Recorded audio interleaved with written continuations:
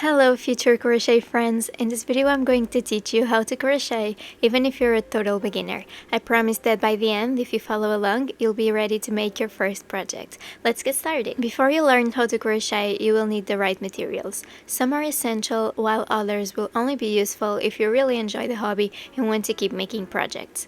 The essentials, even for beginners, are yarn, a hook, scissors and a tapestry needle.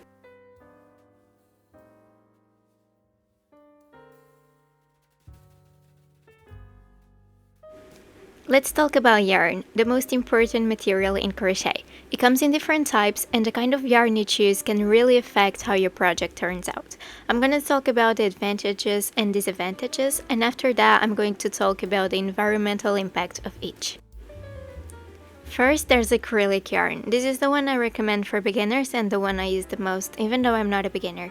It's super popular because it's the most affordable option, it's available in so many colors, and doesn't suffer from vulnerability to bugs like some natural fibers. However, on the other side, it doesn't breathe at all, so it can be hot and uncomfortable for summer projects, for example. Next, there's cotton yarn, which is made from natural plant fibers. Cotton is a breathable fiber. Unlike acrylic, it doesn't trap heat, so it's much more comfortable to wear or use in hot climates. It's also highly absorbent, it holds water well and dries quickly. It's sturdy, so it's perfect for items that need to be long-lasting. However, it has almost no elasticity, so this can make it harder on your hands if you're crocheting for a long time.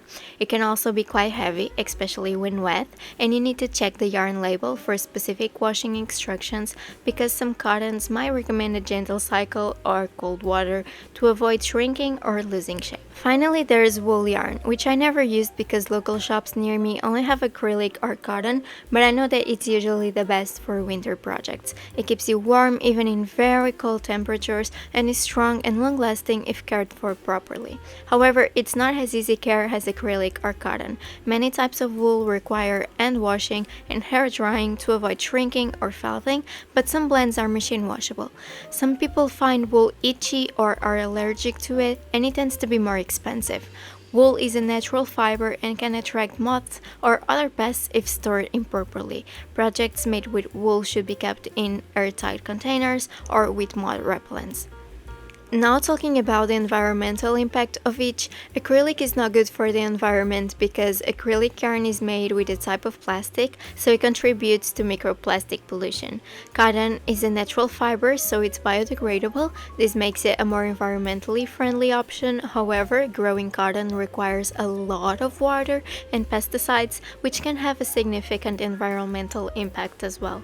Wool is a natural, biodegradable fiber. However, the ethics of wool production can vary depending on how the sheep are raised and shorn. As I said before, the yarn I use the most is acrylic, and the reason why is that when it comes to ethical and environmental issues, unless you are raising your own sheep, spinning your own wool, and dyeing exclusively with natural plant dyes, every fiber has some level of ethical or environmental impact. So I just choose the one that's most affordable to me.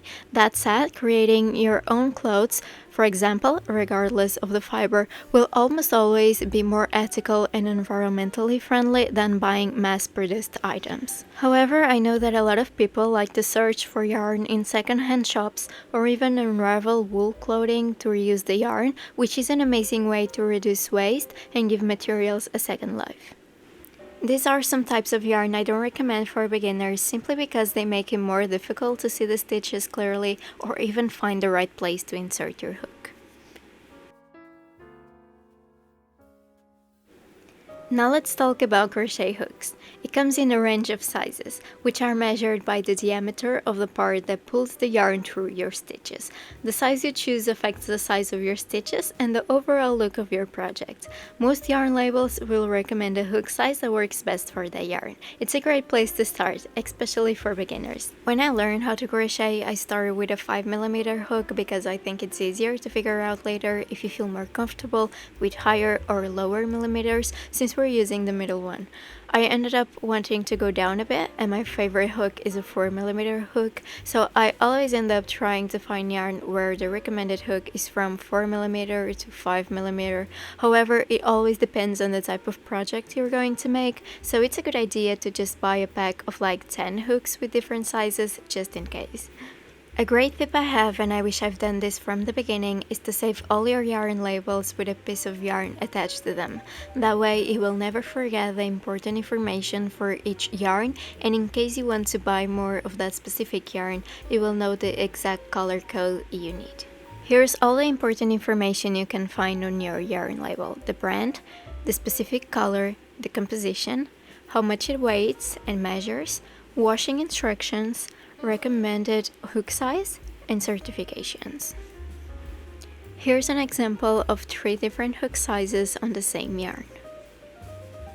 The other essential materials are scissors, tapestry needles, either plastic or metal, and measuring tape, especially if you want to make clothes. A good tip I have for the measuring tape is to buy one with centimeters on one side and inches on the other. That way, if a pattern or tutorial uses only centimeters or only inches, you won't need to do any conversions. Stitch markers will also help you a lot. They are used to mark the beginning of a round, the end of a row, or any specific stitch you need to remember. However, I used bobby pins for about a year and they work just fine if you don't want to buy more materials.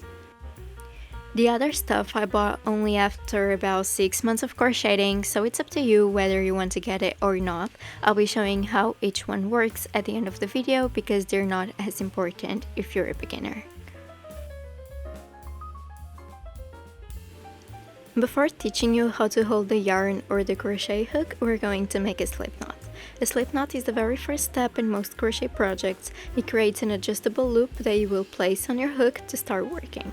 Hold the yarn with your non-dominant hand and create a loop. It should look like an awareness ribbon. Pinch where the yarn crosses to hold the loop in place. Now pull a small section of yarn through the loop to create a second loop.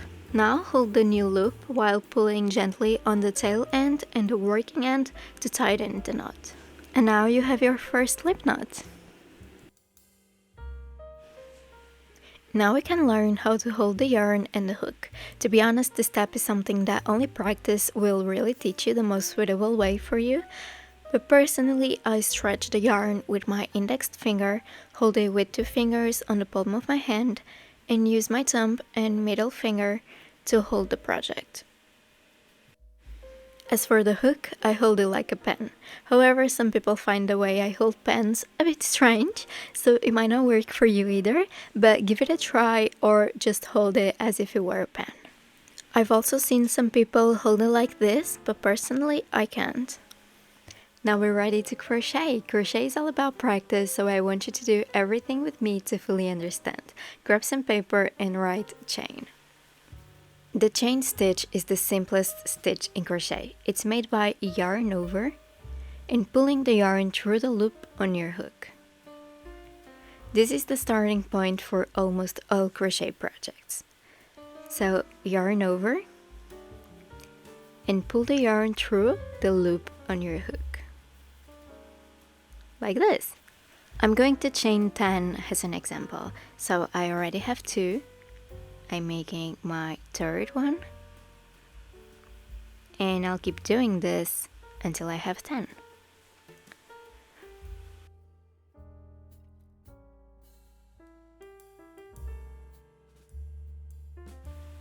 This first row of stitches is called the foundation chain. You will need to do this at the beginning of almost every project, even if you're using a different stitch after. The first step will always be creating chains. Now that I have 10, for example, I'll pull the yarn, remove my hook, and cut the yarn. Leave a long tail, and at the end I will show you how to hide it on a real project. Secure your project by tightening the knot, and now you know how to start almost every project. Let's add this to our paper so you don't forget how it looks. And we're going to do this for all the stitches that I will show you on this paper. They all start with a slip knot and a foundation chain.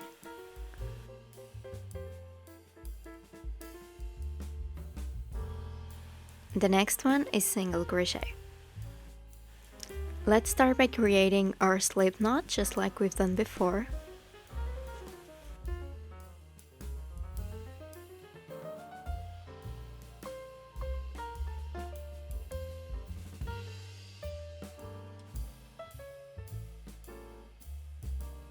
Now chain 10 just like we've done before as well.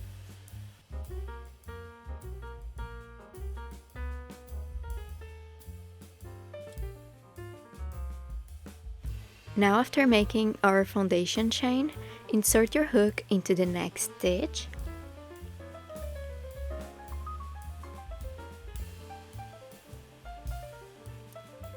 Yarn over, pull the yarn through the stitch, creating 2 loops on your hook. Yarn over again and pull through both loops. And now we have our first single crochet. Once again, insert the hook into the next stitch, yarn over, pull through, yarn over again, and pull through both loops. Now you just need to repeat this until you reach the end of the foundation chain.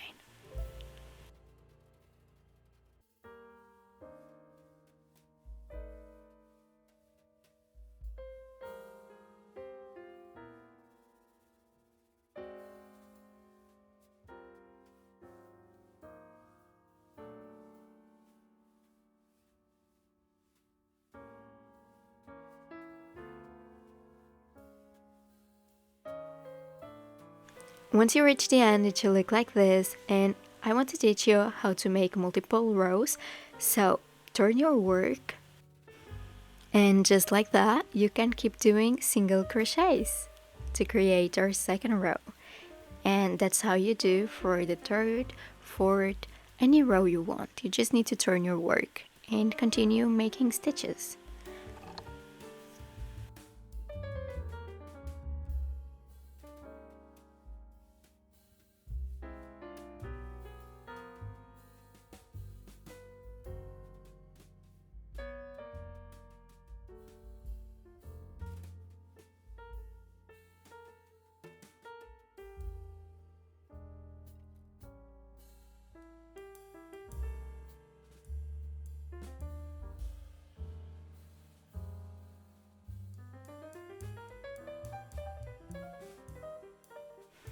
Every time I want to finish my project, I chain 2,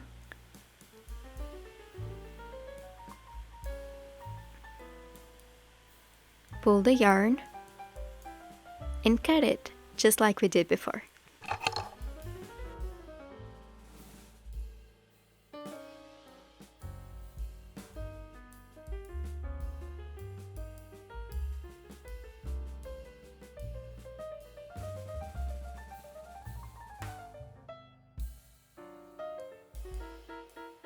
Now you already know how to chain, single crochet, and now I'm gonna teach you how to double crochet. So once again, let's start with a slip knot.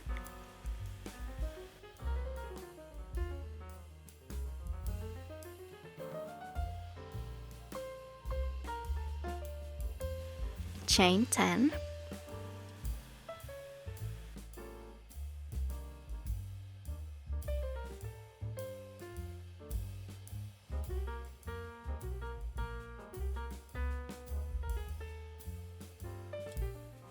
Once you have your foundation chain, yarn over, wrap the yarn around your hook once, insert the hook into the next chain, yarn over and pull through the stitch,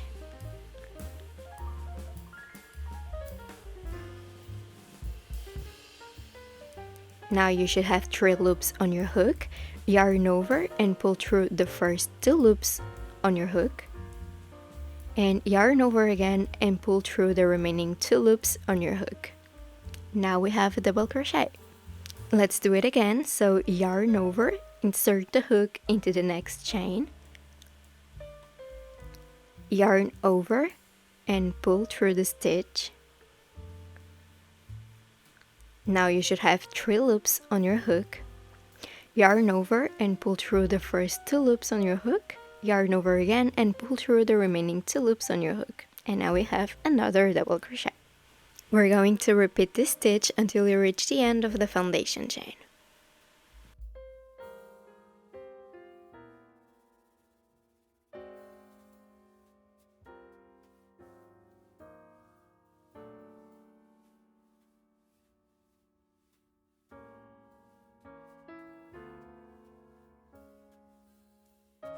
Once you reach the end, let's do another row. Once again, you just need to turn your work and keep doing stitches. But this time, since the stitch is very tall, we're going to chain 2 before starting the row just to begin with a similar height. So, chain 2.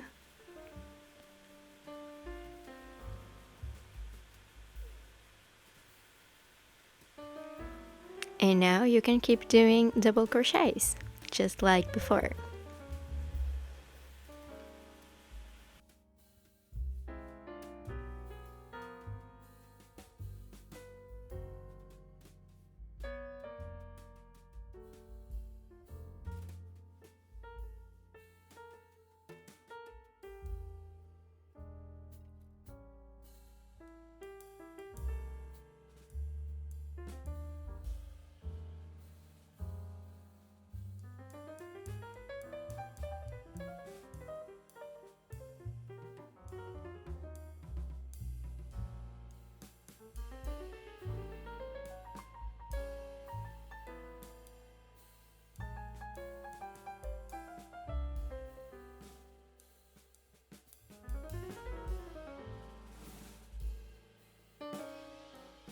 And it should look like this. As you can see, 2 rows of double crochet are much taller than 2 rows of single crochet.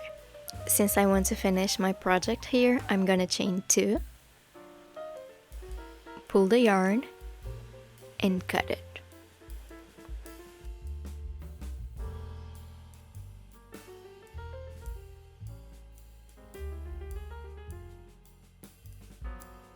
Now we know how to do a chain, single crochet, double crochet, and now I'm gonna teach you half double crochet, which is bigger than a single crochet but smaller than a double crochet. Once again, we start with a slip knot, and now we're gonna chain 10. Once you finish your foundation chain, you're gonna yarn over, insert the hook on the next stitch, yarn over again, and pull through the stitch. Now you should have 3 loops on your hook. You're gonna yarn over again and pull through all 3 loops on your hook. And now we have a half double crochet. Let's do it again. So yarn over, insert the hook on the next stitch, yarn over and pull through the stitch, yarn over again and pull through all 3 loops on your hook. And our second half double crochet is done. Now you just need to repeat this until you reach the end of your foundation chain.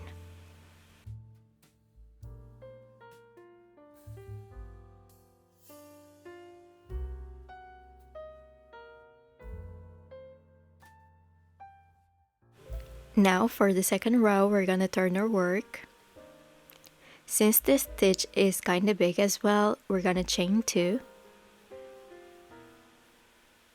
And now we're just gonna do half double crochets on the next stitches.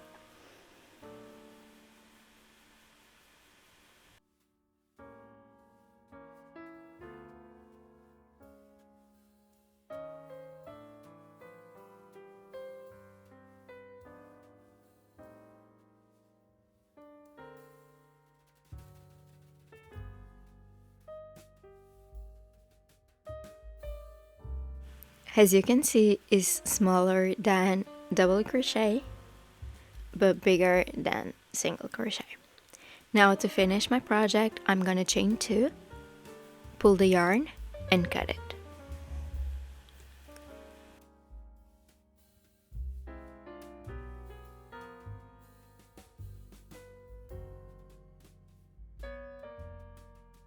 Now I'm gonna show you how to do treble crochet stitch. Once again, we start with a slip knot and chain 10. Once you have your foundation chain, you're gonna yarn over twice, insert your hook into the next chain,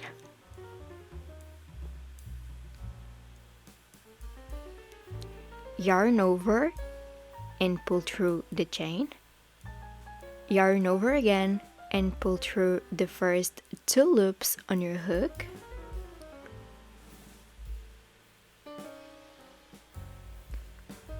yarn over again and pull through the next 2 loops, and yarn over again and pull through the final 2 loops.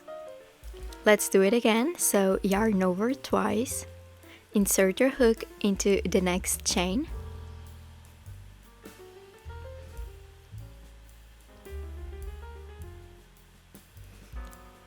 yarn over and pull through the chain. You should now have 4 loops on your hook, yarn over again and pull through the first 2 loops, yarn over again and pull through the next 2 loops, and yarn over again and pull through the final 2 loops. Now keep doing this until you reach the end of your foundation chain.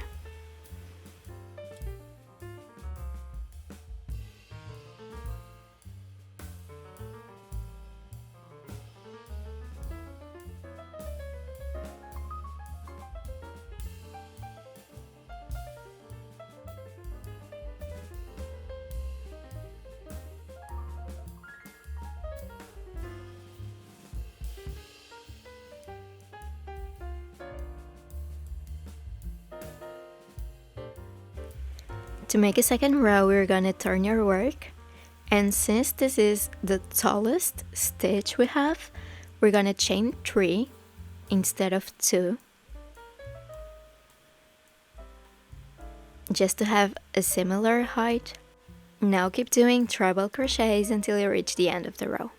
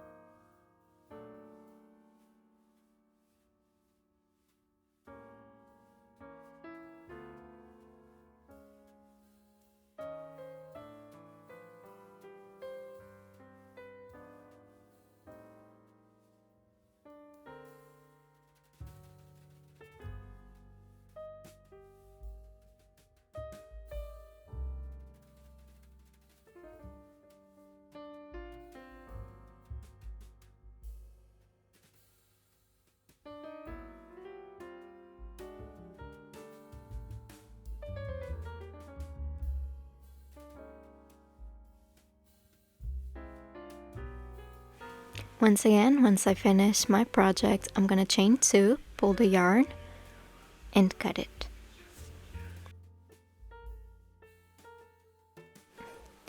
You have already learned the most commonly used stitches, so from this point on, feel free to just watch the video instead of practicing along. I think that will be enough for you to understand how the extra stuff is done. I'm gonna teach you the slip stitch. It's smaller than a single crochet, and because it's so small, it's often used to move your yarn to a different part of your project without adding height. To make a slip stitch, you need to insert your hook into the stitch or space where you want to make the slip stitch, yarn over, and pull the yarn through the stitch and the loop already on your hook in one motion.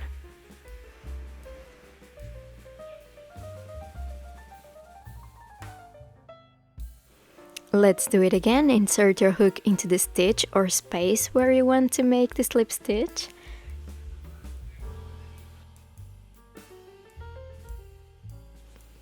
Yarn over and pull the yarn through the stitch and the loop already on your hook in one motion.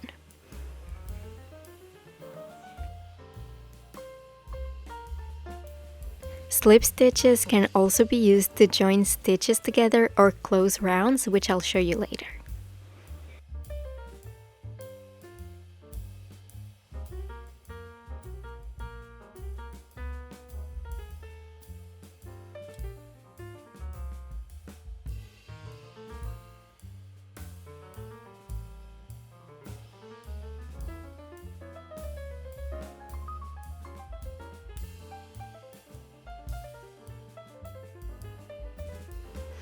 As you can see, we've made our first row and it's so small that it's barely visible. Let's imagine you want to join the first and last stitch or any other stitches you have. You can use a slip stitch for that, as I mentioned earlier. Once again, you would need to insert your hook into the stitch or space where you want to make the slip stitch, yarn over, and pull the yarn through the stitch and the loop already on your hook in one motion. Now I'm going to show you all the stitches you've learned so far, starting from the smallest to the biggest. So it will be slip stitch, single crochet, half double crochet, double crochet, and treble crochet. Besides that, you also know how to do the slip knot and the chain.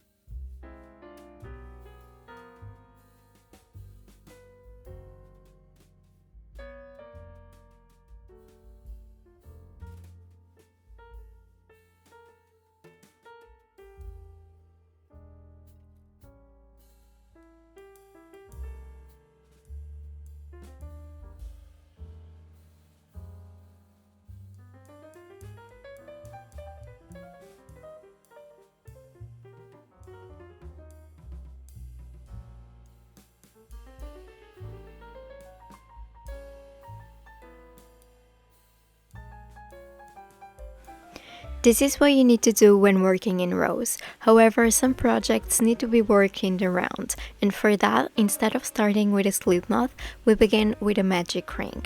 Making a magic ring is very similar to a slip knot, but this time I will hold the yarn with the hook right from the start.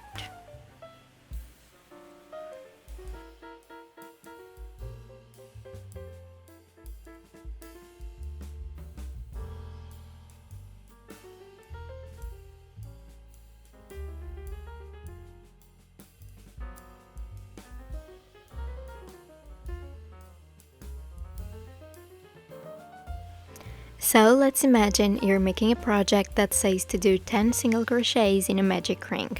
This is how it would look.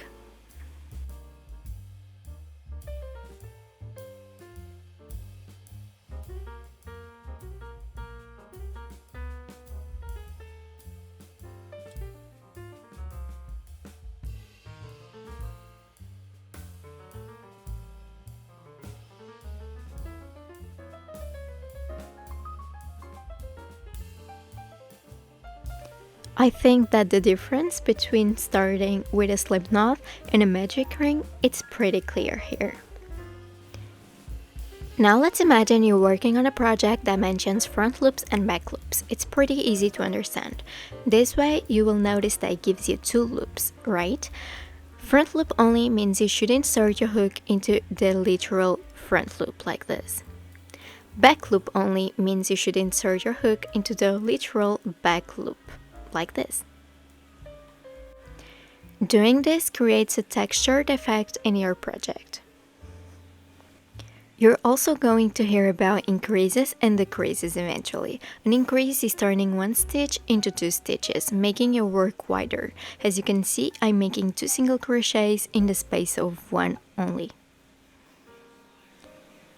A decrease is turning 2 stitches into 1 stitch. So as you can see, I'm gonna start making a single crochet, but I'm not gonna finish because I'm gonna insert on the next stitch and finish my single crochet here.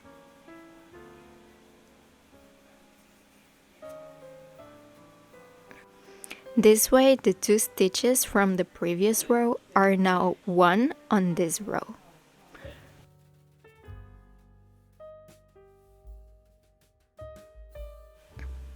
Let's move on to the final touches. Now you're going to learn how to hide your ends, which is called weaving in.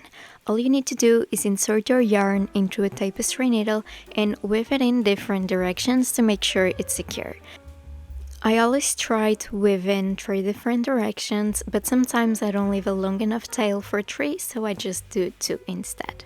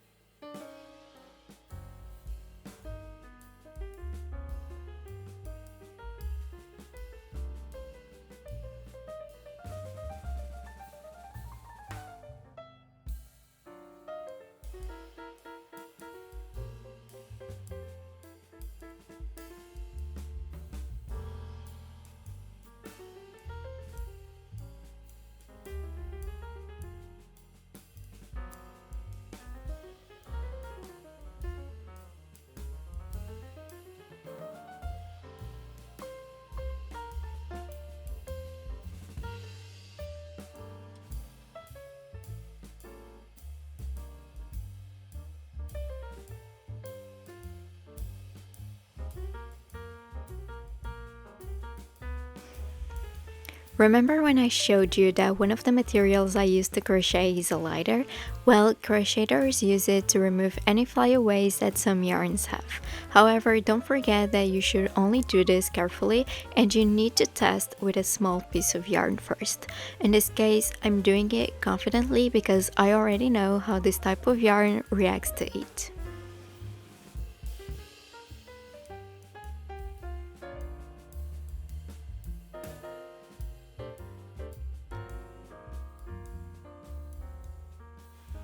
Another material I showed you at the beginning is stitch markers. They're a very useful tool, but I didn't include them in the essentials because honestly, you can just use a bobby pin instead of buying new materials. Stitch markers are used to keep track of your stitches, especially when you're working in the round or following a pattern. They help mark specific stitches like the beginning of a round or show where to increase or decrease. They make it easier to stay on track without losing your place.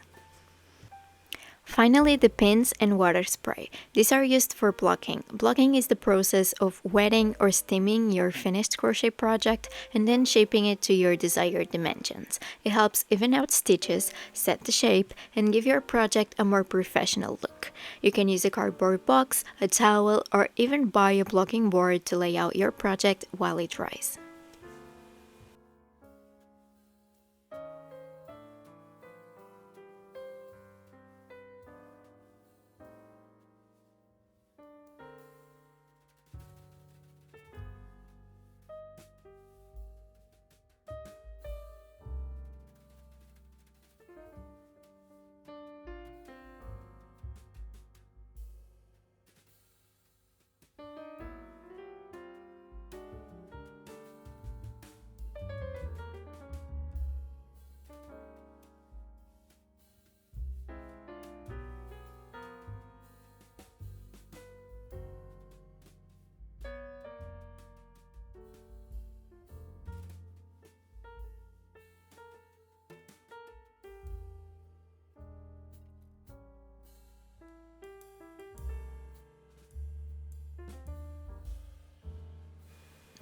I hope you liked this video and I promise you it will get a lot easier with practice. I hope to see you in the next videos. Bye!